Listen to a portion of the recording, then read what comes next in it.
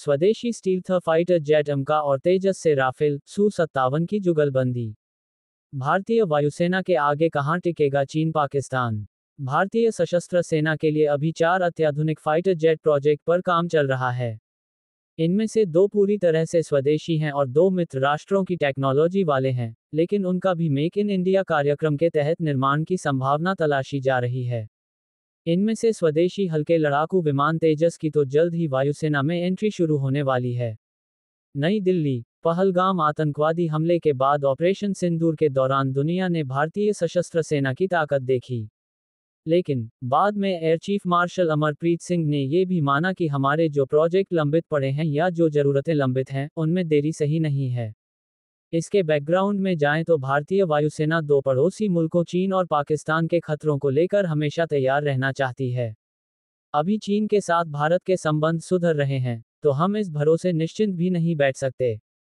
पाकिस्तान तो कब क्या करेगा, कहना मुश्किल है। इसलिए भारतीय वायुसेना के लिए कई तरह के अत्याधुनिक और नई पीढ़ी के लड़ाकू विमान पाइपलाइन में हैं। कुछ भारत में ही बन रहे हैं और कुछ के लिए बातचीत चल रही है। वायुसेना के लिए 4 फाइटर।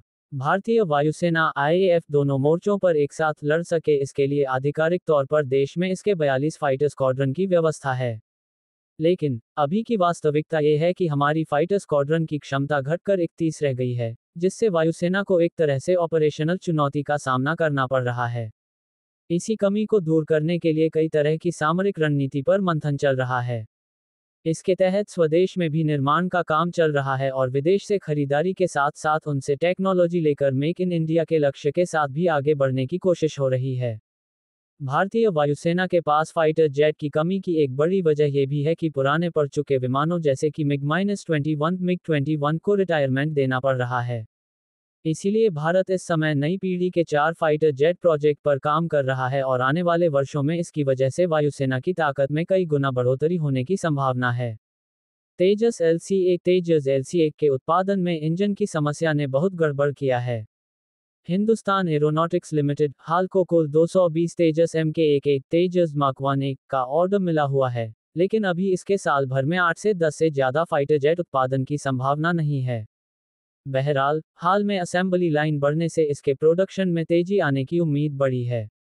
लेकिन जिस तरह से अमेरिकी कंपनी जनरल इलेक्ट्रॉनिक्स GE ने इंजन सप्लाई बढ़ाने का भरोसा दिया है, आने वाले महीनों में इसके उत्पादन में निश्चित रूप से बढ़ोतरी होने वाली है। भारतीय वायुसेना की तात्कालिक आवश्यकता को पूरा करने के लिए यह बहुत ही महत्वाकांक्षी प्रोजेक्ट है। रूसी Su-57 स्टील्थ फाइटर जेट।